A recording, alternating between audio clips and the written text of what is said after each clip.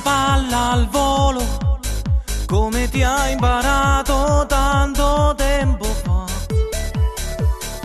Quando giocavi invece di andare a scuola, quanti sgridi ti prendevi da papà.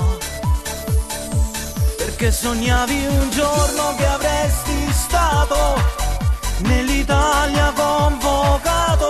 Adesso tutti sono con te, ma ci devi dimostrare che siamo una squadra fortissimi, fatta di gente fantastici, e non potremo perdere e fa figure e merda, perché noi siamo bravissimi e super pagatissimi, e se finiamo nel baratro la colpa è solo dell'arbitro.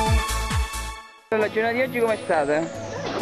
Bella, bella. Dai, un po' più loquace, dai. Parla di te. Io direi no, che... ci frega niente.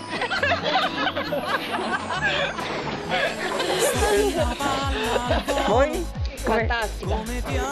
La maestra che ne pensa? Io penso che sono bravi questi allievi. Sì, vabbè, si dice sempre un classico. Cima, dopo... Vabbè, ok. Marti, le tue discese come sono state? Splendide. Sono scivolata. Attenzione. Marti si è fatta pallina e ruzzolata. Maki, com'è andata?